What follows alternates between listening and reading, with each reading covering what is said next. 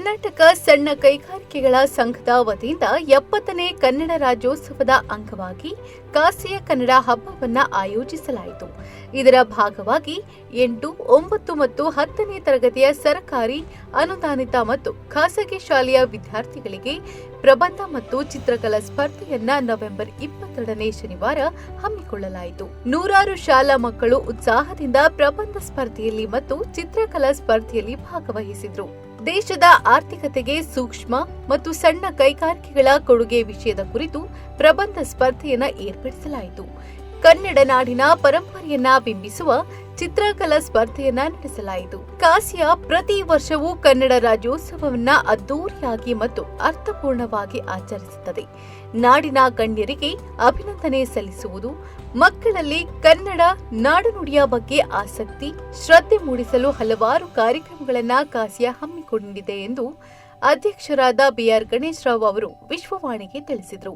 ಕಾಸಿಯಾದ ಖಜಂಚಿ R Durai, ಉಪ ಸಮಿತಿಯ chairman Shivakumar, Sanjay Palimar ಸಂಸ್ಥೆಯ ಸಂಜಯ್, ಕಾಸಿಯಾದ ಮಾಜಿ ಜಂಟಿ ಕಾರ್ಯದರ್ಶಿ ಶ್ರೇಯಸ್ ಕುಮಾರ್ ಜೈನ್ ಮೊದಲಾದವರು ಉಪಸ್ಥಿತರಿದ್ದರು. ಸರ್, ಇವಾಗ ಕನ್ನಡದ ಕಾಸಿಯ ಕನ್ನಡ ಹಬ್ಬ, ಇದ್ರ ಬಗ್ಗೆ ಒಂದಷ್ಟು ಮಾಹಿತಿಯನ್ನು ನಮ್ಮ ವೀಕ್ಷಕರಿಗೆ ಹೇಳ್ತಾರೆ. ನಮಸ್ಕಾರ, ನಾನು ಶಿವಕುಮಾರ್ ಅಂತ, ಅಧ್ಯಕ್ಷರು ಕಾಸಿಯ ಕನ್ನಡ ಹಬ್ಬದ ಸಮಿತಿಯ ಅಧ್ಯಕ್ಷನಾಗಿ ಇಲ್ಲಿ ಕಾರ್ಯನಿರ್ವಹಿಸ್ತಾ ಇದ್ದೇನೆ. ಈ ವರ್ಷದ 75ನೇ ವರ್ಷದ ವಜ್ರ ಮಹೋತ್ಸವದ ಸಂದರ್ಭದಲ್ಲಿ ಕಾಸಿಯ ಕನ್ನಡ ಹಬ್ಬ 2025, ಈ ಒಂದು ಹಬ್ಬದಲ್ಲಿ ಒಂದು ವಿಶಿಷ್ಟವಾಗಿ ನಾವು ಏನು ನಮ್ಮ ಸೂಕ್ಷ್ಮ ಮತ್ತು ಸಣ್ಣ ಕೈಗಾರಿಕೆಗಳಲ್ಲಿ ನಾವೇನು ಸೆಕೆಂಡ್ ಜನ್ರೇಷನ್ನು ನಮ್ಮ ಕೈಗಾರಿಕೆಗಳಿಗೆ ಬರ್ತಾ ಇಲ್ಲ, ಮತ್ತು ಕೈಗಾರಿಕಾ ನಡೆಸೋದಕ್ಕೆ ಮತ್ತು ಒಂದು ಯುವ ಪೀಳಿಗೆಗೆ ಒಂದು ಪ್ರೋತ್ಸಾಹ ಮಾಡಬೇಕು ಮತ್ತು ಮೋಟಿವೇಟ್ ಮಾಡೋ ರೀತಿಯಲ್ಲಿ ನಾವು ಈ ಸಂದರ್ಭದಲ್ಲಿ ಒಂದು ಪ್ರಬಂಧ ಸ್ಪರ್ಧೆ ಏರ್ಪಡಿಸಿದ್ದೀವಿ. ಇವತ್ತು 29ಕ್ಕೆ ನಮ್ಮ ಫಂಕ್ಷನ್ ಇದೆ. 22ನೇ ತಾರೀಕು ಇವತ್ತೇನು ಪ್ರಬಂಧ ಸ್ಪರ್ಧೆ ಇದೆ, ಮತ್ತು ದೇಶದ ಆರ್ಥಿಕೆಗೆ ಸೂಕ್ಷ್ಮ ಮತ್ತು ಸಣ್ಣ ಕೈಗಾರಿಕೆಗಳ ಒಂದು ಕೊಡುಗೆ ಏನು ಅನ್ನೋ ವಿಷಯದ ಬಗ್ಗೆ ಪ್ರಬಂಧ ಸ್ಪರ್ಧೆ ಶಾಲಾ ಮಕ್ಕಳಿಗೆ, ಸರ್ಕಾರಿ ಮಕ್ಕಳು ಆಗಿರ್ಬೋದು, ಹಾಗೆ ಏಡೆಡ್ ಸ್ಕೂಲು ಮತ್ತು ಪ್ರೈವೇಟ್ ಸ್ಕೂಲ್ ಮಕ್ಕಳಿಗೆ 8ನೇ ತರಗತಿ, 9ನೇ ತರಗತಿ, 10ನೇ ತರಗತಿಗೆ ಇವತ್ತು ಕಾರ್ಯಕ್ರಮ ನಡೆಸ್ತಾ ಇದ್ದೀವಿ. ಈ ಒಂದು ಕಾರ್ಯಕ್ರಮದ ಜೊತೆಯಲ್ಲಿ ನಮ್ಮ ಒಂದು ಚಿತ್ರಕಲಾ ಸ್ಪರ್ಧೆನೂ ಕೂಡ ಇಟ್ಟಿದ್ದೀವಿ. ಕರ್ನಾಟಕದ ಒಂದು ಬಿಂಬಿಸುವ ಅಂತಹ ಕಲೆಗಳು ಅದ್ರ ಬಗ್ಗೆ ಒಂದು ಸ್ಪರ್ಧೆ ಏರ್ಪಡಿಸಲಾಗಿದೆ.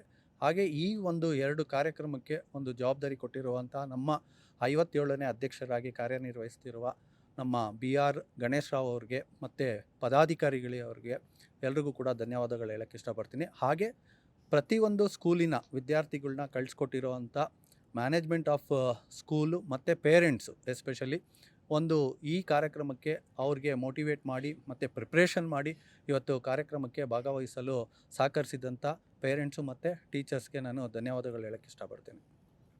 ನಮಸ್ಕಾರ, ರವಿಕಿರಣ್ ಕುಲಕರ್ಣಿ ಅಂತ ನನ್ನ ಹೆಸರು. ರಾಜ್ಯೋತ್ಸವ ಸಮಿತಿಯ ಉಪಾಧ್ಯಕ್ಷನಾಗಿ ಕೆಲಸ ಮಾಡ್ತಿದ್ದೀವಿ. ನಮ್ಮ ಅಧ್ಯಕ್ಷರು ಹೇಳ್ದಂಗೆ 29ನೇ ತಾರೀಕು ಬೆಳಗಿನ ಕಾರ್ಯಕ್ರಮಗಳಲ್ಲಿ ಸ್ಕೂಲ್ ಮಕ್ಕಳಿಗೆ ಇಟ್ಟಿದ್ದೀವಿ. ಸಾಯಂಕಾಲ ನಮ್ಮ ಹಿರಿಯ ತಾರೆಗಳಾದ ಶ್ರೀನಾಥ್ ಮತ್ತು ರಮೇಶ್ ಭಟ್ ಅವರು ಬರ್ತಾಯಿದ್ದಾರೆ, ಹಾಗೆ ಸಂಗೀತ ಕಟ್ಟಿ ಬರ್ತಾಯಿದ್ದಾರೆ. ಸಾಯಂಕಾಲದ ಪ್ರೋಗ್ರಾಮ್ಗಳು 4 ಗಂಟೆಗೆ ಶುರು ಆಗುತ್ತೆ. ಮತ್ತು ಹಡಪದವರಿಂದ, ಅಂದರೆ ನಮ್ಮ ರಾಮಚಂದ್ರ ಹಡಪದವರಿಂದ ಸಂಗೀತ ಕಾರ್ಯಕ್ರಮ ಇರ್ತದೆ. ನಾವು ಏನು ಮಾಡಿದ್ವಿ ಅಂದರೆ 12 ಜನ ಒಂದು ಬೇರೆ ಬೇರೆ ವರ್ಟಿಕಲ್ಗಳಿಂದ ಸಾಧನೆ ಮಾಡಿದಂತಹ ಜನಗಳನ್ನ ಕರೆಸಿ ಅವತ್ತಿನ ದಿವಸ ಈ 3 ಜನ ಹಿರಿಯರ ಕಡೆಯಿಂದ ಸಾಧನಾ ಪುರಸ್ಕಾರ ಮಾಡೋಣ ಅಂಥೇಳಿ ಒಂದು ಪ್ಲ್ಯಾನ್ ಮಾಡಿದ್ದೀವಿ.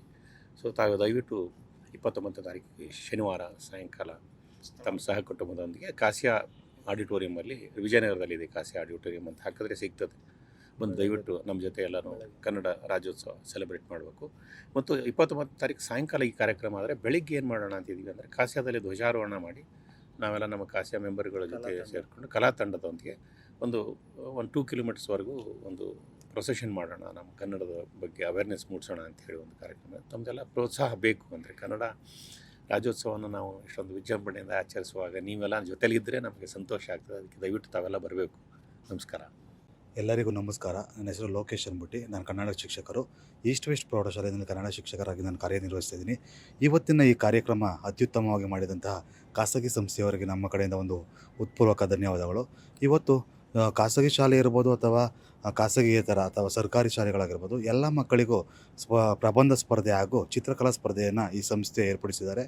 ಮಕ್ಕಳ ಒಂದು ಬುದ್ಧಿಮಟ್ಟ ಆಗಿರ್ಬೋದು, ಜೊತೆಗೆ ಮಕ್ಕಳ ಒಂದು ಜ್ಞಾನ ಆಗಿರ್ಬೋದು, ನಮ್ಮ ಕನ್ನಡ ನಾಡಿನ ನುಡಿ ಆಗಿರ್ಬೋದು, ಸಾಹಿತ್ಯ ಆಗಿರ್ಬೋದು, ಕಲೆ ಆಗಿರ್ಬೋದು, ಎಲ್ಲವನ್ನು ಪ್ರತಿಬಿಂಬಿಸುವಂತಹ ಕೆಲವೊಂದು ವಿಷಯಗಳನ್ನು ಈ ಸಂಸ್ಥೆಯವರೇ ನೀಡಿ ಮಕ್ಕಳಿಗೆ ಹೆಚ್ಚಿನ ರೀತಿಯಲ್ಲಿ ಸ್ಫೂರ್ತಿಯನ್ನು ತುಂಬುತ್ತಿದ್ದಾರೆ. ಸೊ ಇದೇ ರೀತಿ ನಾವು 70ನೇ ಏನು ಕನ್ನಡ ರಾಜ್ಯೋತ್ಸವ ಇದೆಯೋ, ಪ್ರತಿ ವರ್ಷ ಎಲ್ಲ ಮಕ್ಕಳನ್ನು ಕರ್ನಾಟಕದಾದ್ಯಂತ ಈ ಒಂದು ಕಾರ್ಯಕ್ರಮವನ್ನು ಹೆಚ್ಚಿಗೆ ಮಾಡಲೆಂದು ನನ್ನ ಈ ಒಂದು ಸಂಸ್ಥೆಯವರಿಗೆ ನನ್ನ ಪ್ರಣಾಮಗಳನ್ನು ತಿಳಿಸುತ್ತಾ ಮಾತನ್ನು ಮುಗಿಸ್ತಾ ಇದ್ದೀನಿ ಸರ್. ನಮಸ್ತೆ. ನನ್ನ ಹೆಸರು ಶಿಲ್ಪಾ ಅಂತ ಹೇಳ್ಬಿಟ್ಟು. ನಾನು ಕಾಸಿಯಾದಲ್ಲಿ ಇವತ್ತು ಕನ್ನಡ ನಾಡ ಹಬ್ಬ ಅಂತ ಇದೆ ಏನಿದೆಲ್ಲ, ಸೊ ಇದರಲ್ಲಿ ನನ್ನ ಮಗನ ಚಿತ್ರಕಲಾ ಸ್ಪರ್ಧೆಗೋಸ್ಕರ ಪಾರ್ಟಿಸಿಪೇಟ್ ಮಾಡೋದಕ್ಕೆ ಕರೆಸಿದ್ದೀನಿ.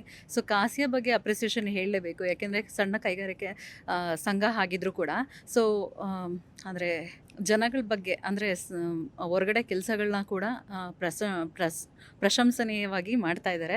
ಸೊ ಎಲ್ರಿಗೂ ಕೂಡ ಧನ್ಯವಾದಗಳು. ಇದೇ ರೀತಿ ಒಳ್ಳೆ ಕಾರ್ಯಕ್ರಮಗಳನ್ನ ಮಾಡ್ತಾ ಇರಿ ಅಂತ ಹೇಳ್ಬಿಟ್ಟು ಆಶಿಸ್ತೀನಿ ಸರ್. Thank you.